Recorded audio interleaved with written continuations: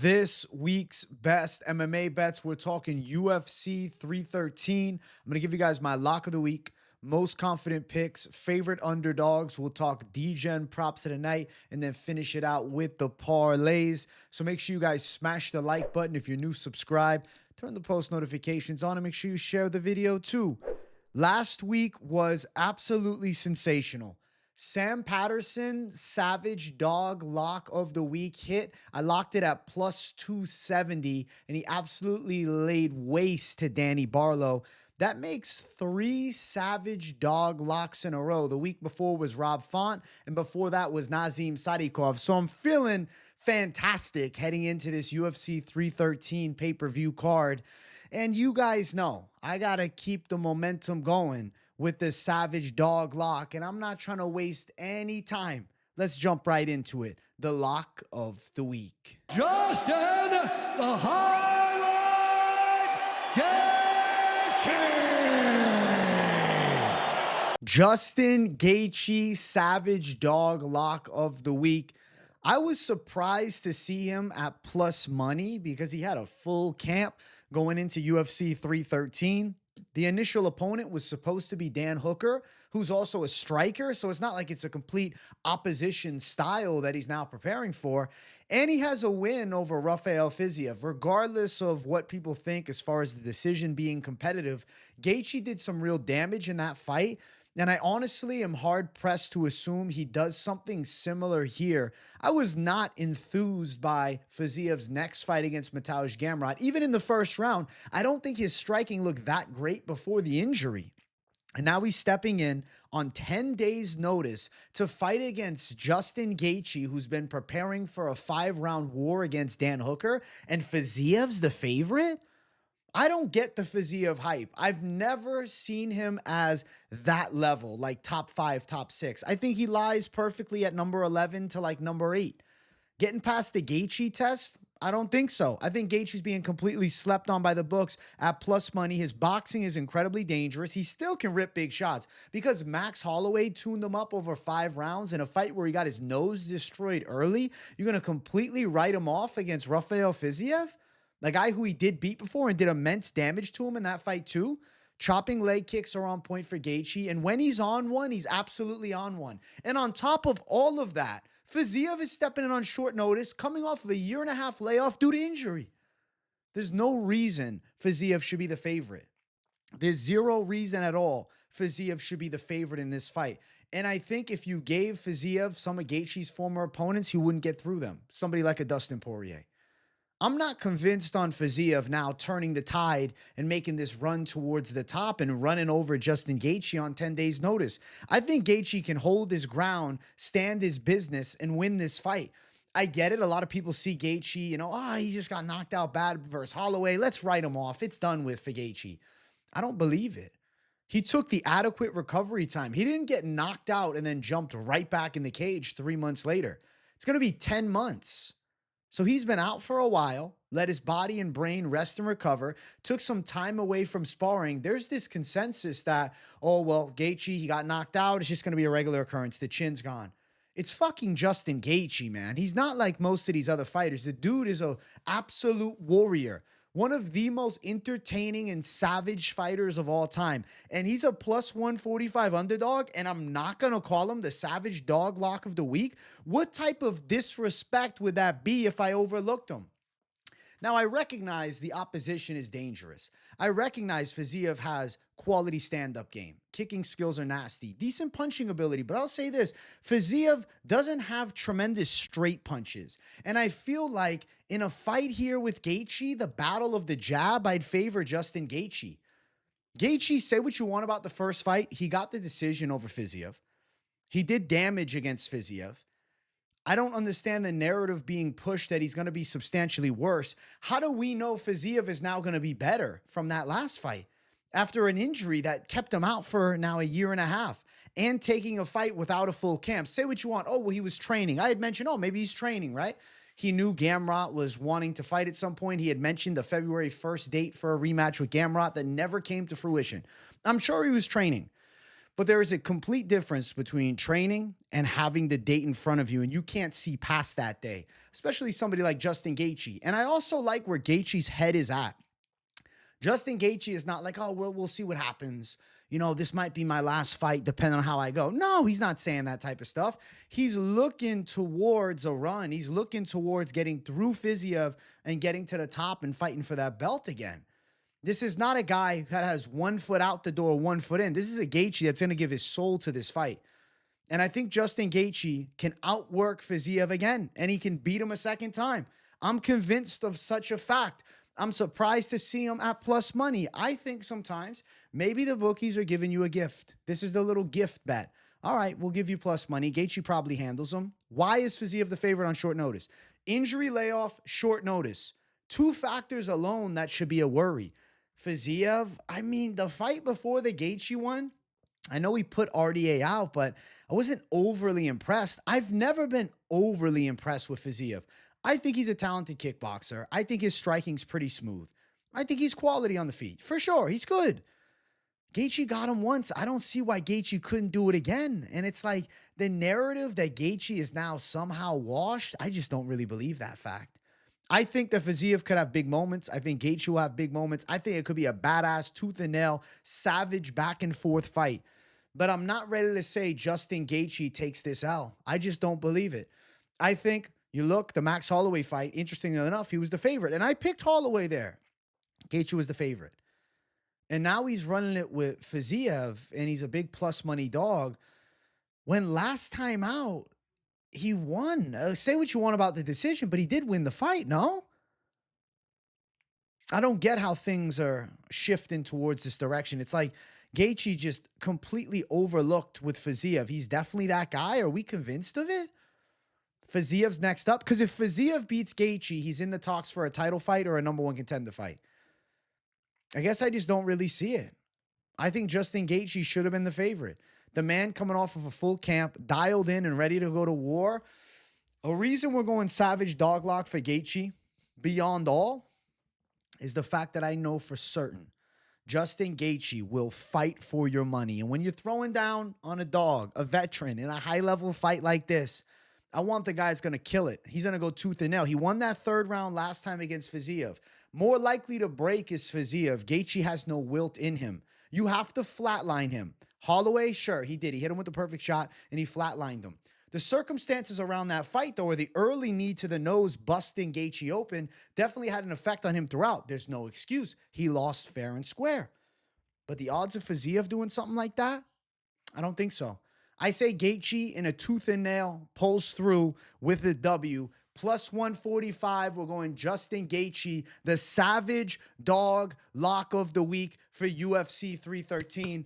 And I can't wait. I'm so damn excited for this fight, guys. This is going to be sensational. Badass co-main event, and we're putting the lock on it. Let's go. Let's jump to the most confident picks. For those that are looking for high confidence calls, but aren't looking to chase underdogs, this is a card that has a lot of wide lines, so just be prepared. I will bring them up on the screen, and we'll run through some of, the chalky lockies. Not everyone is a chalky locky, but there's definitely some chalky lockies here, okay? Mauricio Rufy, he should handle Bobby Green. He's a minus 450 favorite. That's a really wide line.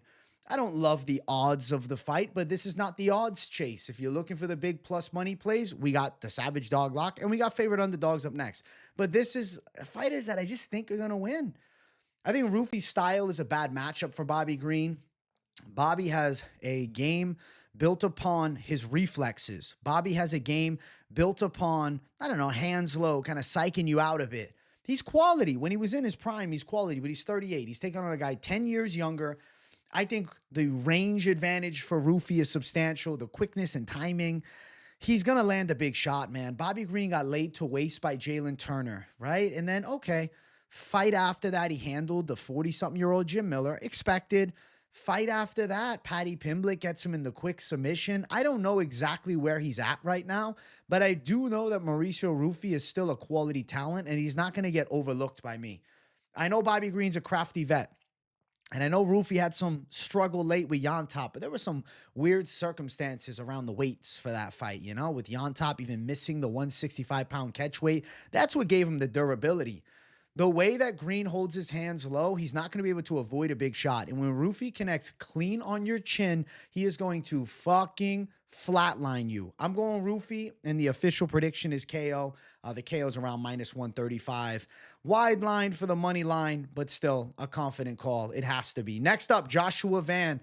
Joshua Van is one of my favorite prospects in the UFC, really contenders on the come up. His boxing is sensational. He shoots to the body and head incredibly well. And Rei Tsuruya is a very tricky grappler, but a rather unproven guy. Had a bit of difficulty with Carlos Hernandez in the debut. He is nasty with his submission threats, and he's very creative with his jiu-jitsu. Striking-wise, I don't think he has it for Joshua Van. And wrestling-wise, I don't think he is a substantial threat to Joshua Van.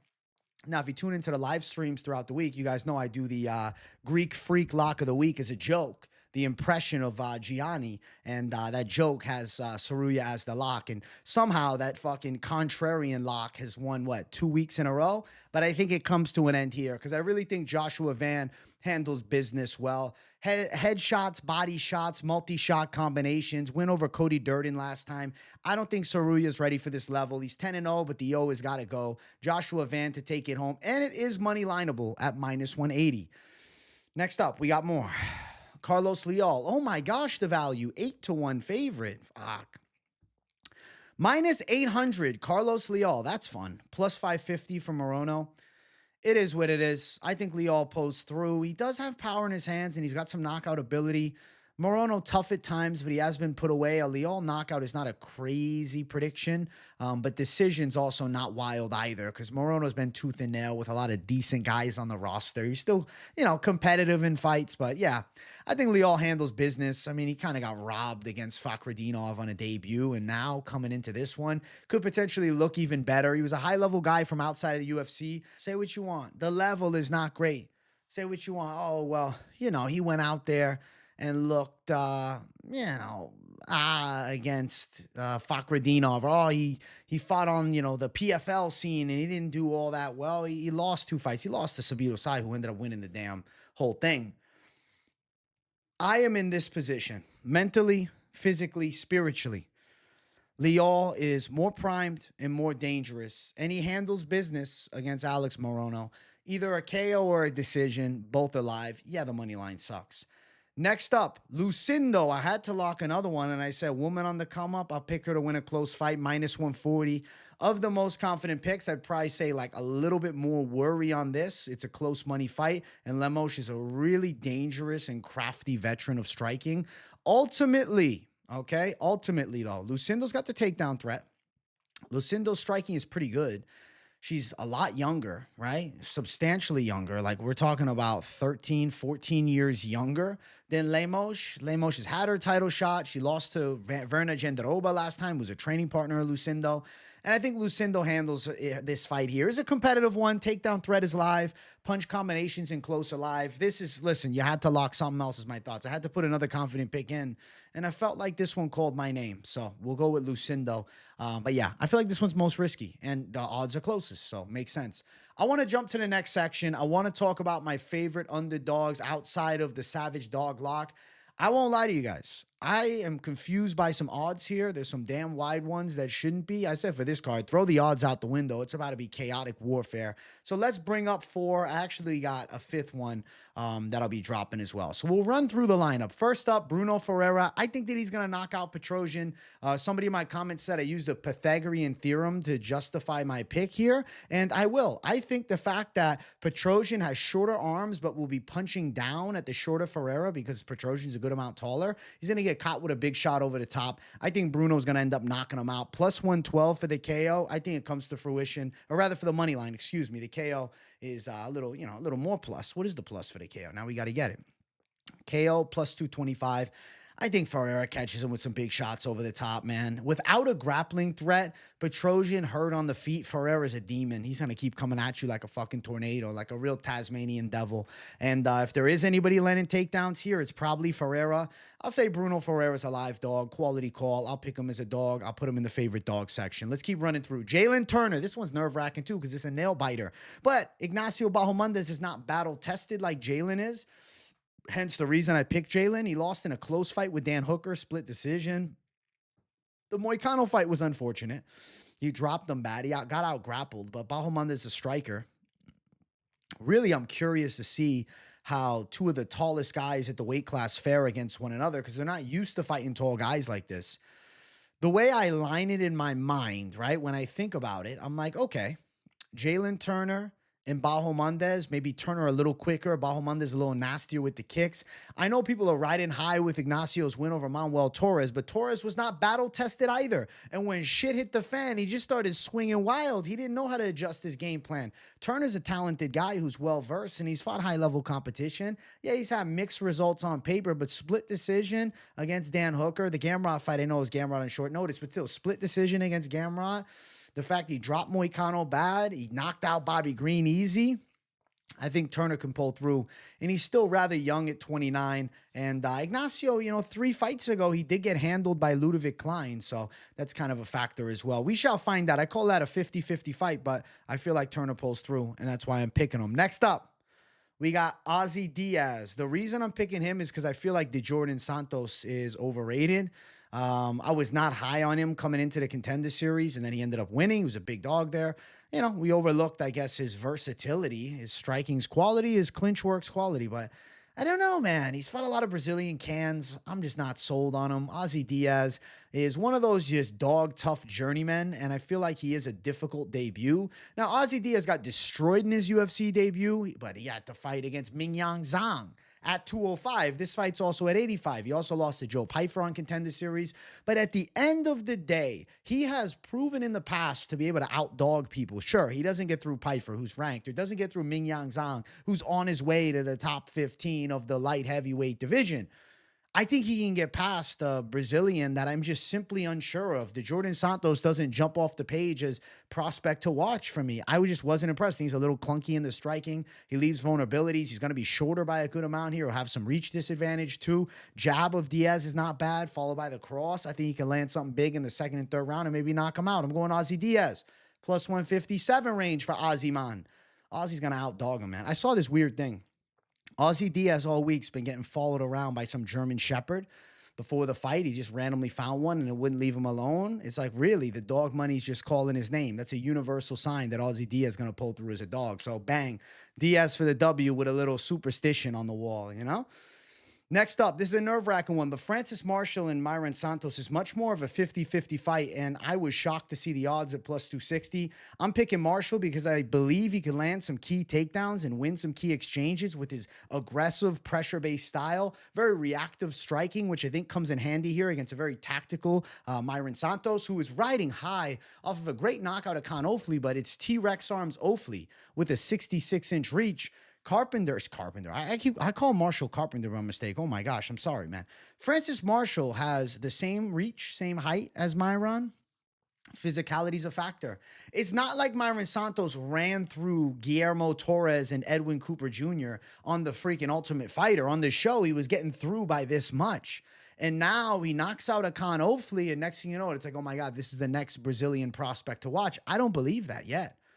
Evidence says, I don't know. Marshall 2-2 in the UFC, but an absolute gritty dog that's in your face the whole time. And if Mairon Santos can't keep up with the pace, I think he gets broken potentially here. So I'm going to say Francis Marshall is more than a live underdog. I expect him to get a really hard-fought, back-and-forth win in a badass fight as the UFC vet versus a guy with one fight, Ultimate Fighter winner, but still 4 UFC fights for Marshall to just 1 for Mairon Santos. I still think Marshall's a crafty prospect to watch, and it's a fun battle of Contender Series prospect versus Ultimate Fighter winner prospect too. And I think there's way too much hype on Santos at minus 310. That's just unreasonable to me. So I think Marshall, very live dog to, shock some folks, man. He's a quality talent. Now I'll bring one more up. This one is going to be controversial. Rivzan Kuniev, I think he can knock out Blades because I have some crazy conspiracy theory. Curtis Blades' prime is normally a 7-year window in general, right? He was a primed, heavyweight contender in 2018. It's now 2025. 2 of his last 3 fights are violent knockout losses. Yes, it's Tom Aspinall. Yes, it's Sergey Pavlovich. But yes, it's clean shots to the chin that shut him off. And all of his losses are stoppage losses. Rizvan Kuniev has that Wushu Sandow background. Not to say that, oh my God, that's the best base of striking ever. But he's a quality striker. And watch his Muay Thai on the inside. The elbows and knees are ferocious. I could see him catching Curtis Blades with a shot in close range. I don't think Blades just blasts double leg and I'm taking him to the ground and beating the shit out of him. Kuniev's got some strong wrestling defense. He's a Dagestan fighter. I think he's deceptively fast for a chubbier heavyweight. And I question Curtis Blades' durability. And I think Kuniev is in a make or break spot. The UFC's like, hey, let's find out. This guy beat Renan Ferreira, then he popped for steroids, but still beat Renan Ferreira at one point in the cage, not after. And it's like, okay, he's in the UFC now. Let's just give him Blades. They need heavyweights. The UFC needs heavyweights. Like, Rizvan, let's see what you got. Let's see if we're going to bring him to the top or, oh, he's not that guy. We're finding out right away. And I think that we might find out something surprising. I think Blades could get caught by something, man. I will say, distance striking, Blades has better boxing, better straight punches. But close range, Kuniev is incredibly tricky to deal with. He does have solid grappling. He does have relentless pressure. And he's got a gas tank, though he's a fatter heavyweight. I think Kuniev could surprise a lot of people against a beast like Curtis Blades. And I'm damn excited to watch the fight. And I'll say Kuniev ends up stunning him with something and ends up getting a surprise KO. I think this is going to be one of those weirder cards where some strange underdogs that you wouldn't have thought were going to win come through because the odds are crazy wide on certain ones, but I see them as much more 50-50 fights than the odds will have. That's why sometimes you got to throw the odds out the window. Pick what you think. And Kuniev by KO is plus 500. What's KO round 2 for Kuniev? The Degen call, plus 1,500. Pure degeneracy. I mean, Kuniev's a risky play, though, because Curtis Blades, when he's on, he's a fucking dangerous man. But Rizvan Kuniev is tricky with the stand-up. Rizvan's experienced. He had a high-level amateur background. He's got a ton of fight experience, Dagestan fighter. Even though Blades is only 34, so he's young, right? But he's got a lot of fights, and he's got some knockout losses. And that chin's a worry, man. And Rizvan Kuniev's a quality striker. It could catch him with something in close range and do big damage. Jailton Almeida had a good first round against Blades. They got caught with the weird shot, elbowed against the cage, and finished off. I just don't think Rizvan Kuniev has like that weirdness to him where he's going to get caught with some weird shit like that. And he is also, Kuniev, a training partner at Jairzinho Rozenstruik, who went 3 rounds with Curtis Blades. If Kuniev is as good as I believe that he is, I think he's a very live underdog to shock Curtis Blades in this spot, potentially by a KO. Watch for that close range elbow. It's a pretty dangerous tactic that he has. I ran through it quick, man. Those are the savage dogs. Not the savage dog lock, but some savage underdogs. 5 of my favorite underdogs on the card. Now, there's some 50-50 picks that I'll just quickly mention. You guys know I'm against the grain. Ankalaev, he's minus 105. That's essentially an even money call, but technically it could be an underdog, but it flip-flops. Might be a bigger dog come weigh-ins or come fight day, so keep your eye on that line if you like Magomed. Then also Gutierrez is like ever so slight as a dog. He's like plus 101, but I'm also seeing him at minus 115. So not official dogs for this section, but just 2 things I had to mention that they're calls. Oh my gosh, the lines throw them out the window for this card because I think it's going to be absolute chaos. And I am so excited for UFC 313. I like the chaos factor of these calls. Now, I do want to jump to the Degen Props. I don't love too many Degen Props this card. I'm not crazy about it because I went through so many other fights that have props you can mix in with them. This is kind of like a little bit what's left over. Castañeda and Gutierrez over 2.5 seems very viable, minus 300. Lucindo and Lemos to go over 2.5 seems very viable, minus 265. And then also Lucindo to get it done on the card seems like the most likely outcome. Fortunately, it's only plus 125, but had to be mentioned. You did hear me say Kuniev second round knockout plus 1,500. That's technically a Degen call, but not official like that I was planning on saying for this section, but it's worth mentioning. Ozzy Diaz by KO is maybe something that you want to throw down. I could see it, but it's risky play, and it's not that great of a line. Plus 350, you're fucking better off just money lining it. Ozzy Diaz second round KO plus 1,100. Sometimes the Degen props are the dumbest things, right? But some safer overs are live. Some, method of victory plays maybe with some of the confident picks that I listed off. Like if you went roofie by KO, but you're going to be laying a little chalk down. It's in the negative, you know what I'm saying? It's a little minus, not like you're getting plus 150 for it. If you are, then roofie by KO is great. Van by decision makes a lot of sense, but he could also get the knockout because he does have power. Van decision currently sits at I clicked on the wrong fight. Where is Van? There he is, Van by decision, sitting at plus 140 with the KO at plus 260. Neither is that compelling. Better off his fucking money line and put in a parlay. And that's what the parlay section is for. We're about to get to it right now. Time's a ticking. I got to start the parlays. Let's jump to the parlays to play. And if you guys are watching and enjoying, make sure you hit that like button. If you're new, welcome, subscribe. These are the parlays. I'll talk about each one individually and we'll break down why. Okay. First, Van and Rufy at minus 116, relatively safe, but, you know, you're not clutching your ball sack much on this one. I'm questioning the balls on this. The Gaethje Savage Dog lock is the balls play. This is like, ooh, I'm a little nervous. I want to throw down on two favorites. And I'm not shafting you for doing it. It should win. But sometimes what you think is safe is actually not safe, because at the end of the day, odds are odds. Fighting is fighting. And you know what I'm saying? There's a separation between the two that you have to make. Minus 116, though, Van and Rufy. Boom, there you go. If you want to add Leal in, plus 112. Boom, probably. Chalky locks, though. Chalky favorites. Van and Lucindo for a little alternate love, plus 165. Two talented prospects that I do think have, you know, high-level potential, plus 165 for the alternate. If you want to go most confident picks, now, most confident favorite calls, you know, as far as being in the minus territory. Van, Rufy, Leal, and Lucindo, plus 270. Probably hits. If you want to go a little dog money in the mix, a little Gaethje, Van, Rufy, I think that's pretty good at plus 346. If you want some more goodness, though, you go plus 410. You add in Leal to that same one. It's even better. It's a little goodness. If you want to just go dog savage, maybe you're going Bruno, Ferreira, and Gaethje. You grab your fucking nuts and go to war. I like plus 452 for the chance. If any ladies are watching, well, you get the metaphor. A little more heat. We can go down with Gaethje, Rufy, Ferreira, plus 575. Seems pretty damn live. Gaethje, Ankalaev, Lucindo. If you want a little alternate sweat heavy, plus 736 for that one. You can go Gaethje, Van, Rufy, and Ferreira at plus 926. It seems quality. If you're looking to mix value with confidence, I think likelihood comes through. You got a nice little savage dog lock in the mix. Gaethje, I mean, my God, he better hit. So if you like these, but you don't like Gaethje, maybe you're removing them and replacing them with another dog of your liking, but the other calls still stand tall. A little savage play right there is Gaethje, Ferreira, Rufy, and Lucindo at plus 1,074. If you want big dog money, you go three dogs, Gaethje, Ferreira, and Diaz. That's Savage Mode USA in this hole for sure. Plus 1363. Gaethje is the Savage Mode USA lock. Like, how could I not lock the All-American? Savage dog play, Gaethje, Ferreira, Diaz, Van, Rufy, and Lucindo. That right there is the ultimate savage dog. That's animalistic, okay? 3 high confidence calls, 3 big dog calls. You're a bad man. You're a bad man going for it.